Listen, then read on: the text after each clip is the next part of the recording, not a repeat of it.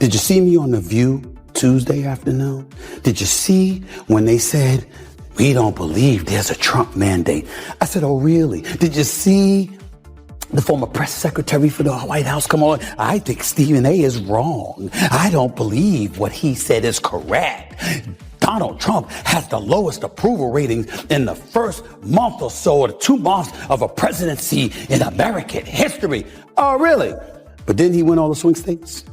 Didn't his popularity elevate within 89% of the counties in the United States of America? Stephen A. Smith blasts the DNC hard for fake anger, dropping a fiery rant that instantly grabs attention and leaves viewers stunned. And then you got folks like Candace Owens, who's a Trump supporter, along with various others with their microphones, their cameras, and their audience. If you think the liberals are overcoming that, you go ahead and watch Schumer and those 21 other senators talk their drivel. J.D. Vance or Marco Rubio or somebody will be the next president in 2028. You'll have nobody but yourselves to blame. As if for this edition of the Stephen A. Smith Show. I ain't got time to talk to this about. The longtime sports host turned political firebrand held nothing back, going hard right after names like Chuck Schumer and Nancy Pelosi, blaming them for stirring up fear around Donald Trump. We've got all the clips right here, so make sure to subscribe if you haven't, and let's get started. Democrats today have gone out of their way to post messages on social media about the current Trump administration and what's happening to American lives. The problem is they're all literally saying the same damn thing. Don't believe me? Check it out. When I win, I will immediately bring prices down starting on day one. Shh, that ain't true. That's what you just heard. Since day one of Donald Trump's presidency, prices are not down, they're up. Inflation is getting worse. Not better. The prices of grocery, gas, Stephen A. started by blasting Democratic senators for sounding totally disconnected and reading a stiff robotic script that feels far removed from everyday Americans. He said they sound like they're reading off a rulebook instead of speaking with real feeling, urgency, or instinct. He pointed out how party leaders keep repeating the same talking points, warning about high prices, claiming the economy is failing, and slamming Trump's tough immigration stance, yet offering nothing new, convincing, or reassuring, while dodging voters' real worries with honest answers. Stephen argued that Democrats lean too hard on scripted anger and old narratives. The outcome, he said, is messaging that feels fake, stale, and completely out of touch. In his view, this lack of fresh thinking and emotional touch is why many Americans are tuning out, tired of leaders who lecture them instead of listening. Why the hell would 22 Democratic senators be literally echoing the same thing and think that would resonate with the American people? All it shows is that the same fabric of our democracy is unchanging in the eyes of some of these officials, and as a result, the constituency they represent, which is why Donald Trump is in office. What, do I have to come up to Capitol Hill and give you lessons? Seriously, you don't get it? Oh, you did.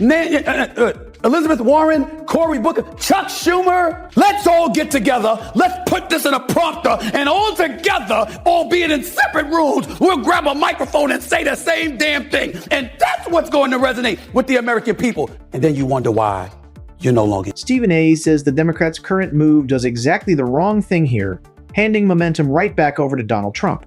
He claims the same strategy helped push Trump into the White House the first time, yet party leaders seem set on repeating that mistake.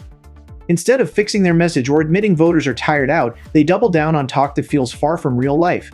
Stephen A. stressed that Trump won because he knew how to talk to everyday people. His style was blunt, plain, simple, and emotional. Whether people loved him or hated him, they always got his message.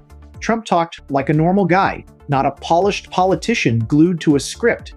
That down-to-earth style, Stephen A. noted, helped him reach voters from all backgrounds. Ignoring this, Democrats risk building the very force they claim to fight today. Chuck Schumer and the typical politicians. Oh, inflation is high. Oh, look at them pointing the fingers at the migrants. Oh, look at them blaming immigration. They don't care about you. Oh, by the way, look, they don't care about you. Well, why would you bother people from the LGBTQ community? Why would you bother folks with transgender and all this? Why would you do that? That is what the Democrats say. That's what most politicians would say. Here's Trump. They're pieces of shit. They don't give a about you. It's rigged. They've hoodwinked you all the time. They think you're a freaking joke. They give you the middle finger anytime they want to. Here's Trump. them. Stephen A. says Donald Trump always speaks straight from gut instinct, delivering messages with passion that truly connects with listeners. He believes it's that raw energy, crowd-pulling charm, and bold confidence that draws supporters and sets Trump apart from typical politicians. He doesn't sound rehearsed or tightly scripted. That sense of realness, Stephen A. says, is what fuels his appeal. Trump shows certainty, strength, and belief, traits many voters find comforting in shaky times. Even when he messes up or sparks backlash, he rarely dodges blame. Instead, he faces mistakes head-on, often owning them rather than passing blame. To his fans, that readiness to admit flaws makes him feel real, not fake. Stephen A. believes this emotional bond, not policy papers or political talk, is what keeps Trump's base fired up and loyal. And do you know what his followers say? Yeah! That's how we want you talking to those politicians who's been stealing our money all of these years. It's not what he says. It's how he says it. He does it with vitriol and venom to show a disrespect to politicians who the public have no respect for because they feel they've been hoodwinked by those same politicians. He's using it to separate himself from the cesspool that is Capitol Hill. And how does Capitol Hill respond? By showing them they're still Capitol Hill. Stephen A. explains why MAGA stays fiercely loyal to Donald Trump, saying it comes down to one blunt truth. Trump openly hates the same people they hate. He doesn't try to act polite or neutral. And that raw hostility is exactly what supporters call honest. According to Stephen A., Trump talks about political elites, big corporations, and media figures with open contempt because he knows his base feels no sympathy for them. Many Americans, he says, view these groups as corrupt, especially after years of scandals, shady deals, and clear hypocrisy. Trump taps into that anger and says out loud what his supporters already think. Instead of defending institutions they no longer trust, he attacks them constantly. Stephen argues the shared resentment builds a strong bond between Trump and his base, rooted not only in politics but shared frustration, lingering anger, and deep distrust of the establishment. Donald Trump has the lowest approval ratings in the first month or so, or the 2 months of a presidency in American history. Oh, really? But didn't he win all the swing states? Didn't his popularity elevate within 89% of the counties in the United States of America? Didn't his popularity elevate within the Black community, the Hispanic community, and the young? Here, Stephen A. pushes back hard against those who dismiss or downplay Donald Trump's huge popularity, saying they're ignoring reality. He notes the proof clearly tells a different story. Trump still holds massive support from a large share of American voters. From packed rallies to strong poll numbers, online buzz, and voter excitement, all signs point to a movement that isn't fading away.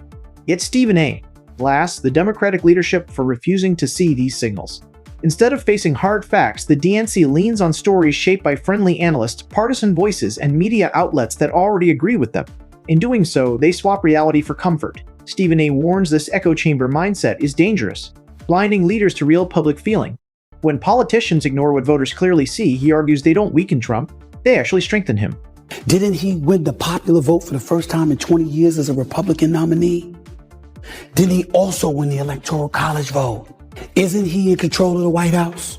Don't the Republicans have the House and the Senate? All of that happened, but there's no Trump mandate. You see the bull? Is it bull? Or is it just that the Democrats are so damn lost that they're actually going to convince themselves they can do the same old and still regain power, both in the midterms and in the 2020? This is the core problem. Stephen A. says Democrats seem sure they can win the next election by repeating the same failed plan.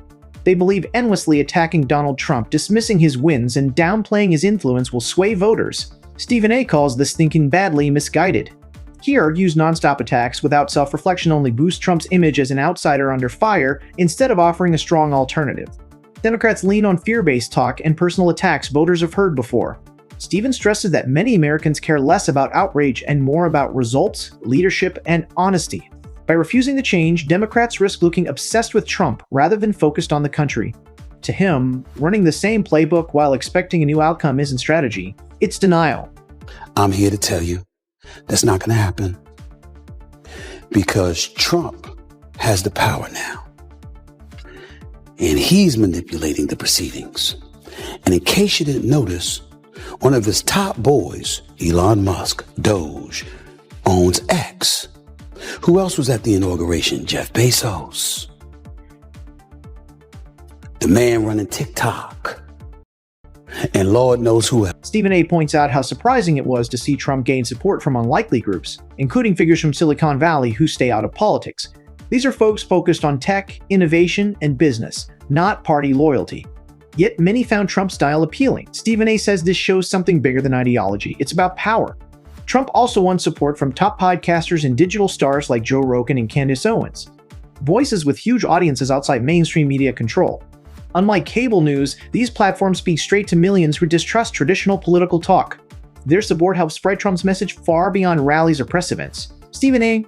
argues this blend of tech leaders, independent thinkers, and alternative media now forms a new political battlefield, one Democrats keep underestimating as it reshapes how voters get news and form opinions. And then you got folks like Candace Owens, who's a Trump supporter, along with various others with their microphones, their cameras, and their audience. If you think the liberals are overcoming that, you go ahead and watch Schumer and those 21 other senators talk their drivel. J.D. Vance or Marco Rubio or somebody will be the next president in 2028. You'll have nobody but yourselves to blame. As if for this edition of the Stephen A. Smith Show. I ain't got time to talk about this. Stephen A. gives a clear warning. If Democrats don't change course before the next election, they could lose not just to Donald Trump, but to J.D. Vance, or almost any Republican pick. He says the real problem isn't the opponent. It's Democrats refusing to fix their own flaws. Voter anger is growing, he argues, and without real shifts in messaging, priorities, and leadership, that anger will keep helping Republicans. Stephen A. calls this a harsh truth Democrats haven't fully accepted. Instead of asking why millions feel disconnected from the party, leaders fall back on familiar talking points in safe ideological corners. In his view, elections aren't lost just because rivals are strong. They're lost because parties fail to see their own blind spots. Until Democrats face that truth, he warns defeat stays a real risk. I'm about to turn my attention to the Democrats in the presidential election they lost 4 weeks ago. I mentioned it just a second ago. I'm going to mention it again because the news doesn't get any better in terms of how much they spent to win. The Harris campaign reportedly paid Al Sharpton's nonprofit organization $500,000 prior to the vice president's sit-down with a civil rights activist and an MSNBC host. According to records from the Federal Election Commission, the Harris-Walz campaign made two separate donations of $250,000 to Sharpton's group on September 5th and October 1st. Harris sat down with Sharpton for an MSNBC interview that aired on October 20th, nearly 3 weeks after the donations from her campaign to the National Action Network took. In the end, Stephen A.'s message is sharp and tough for Democrats. He says politics is no longer about scripted anger, repeated slogans, or controlled media stories. Voters want realness, confidence, and leaders who speak plainly about real struggles. Trump's lasting pull, Stephen A. says, comes from his emotional bond with supporters and his will to challenge institutions many Americans no longer trust. Ignoring this only sets Democrats up to repeat past mistakes. Attacking rivals without offering real solutions fuels anger and strengthens the other side. Stephen A. insists the next election won't be decided by headlines or hashtags, but by leaders who truly get the public mood. Unless Democrats drop the denial and face hard truths, they risk losing again. Not because they were outmatched, but because they refused to change. That wraps up today's video. If you liked it, hit like and subscribe for more. Thanks for watching. I'll see you next time.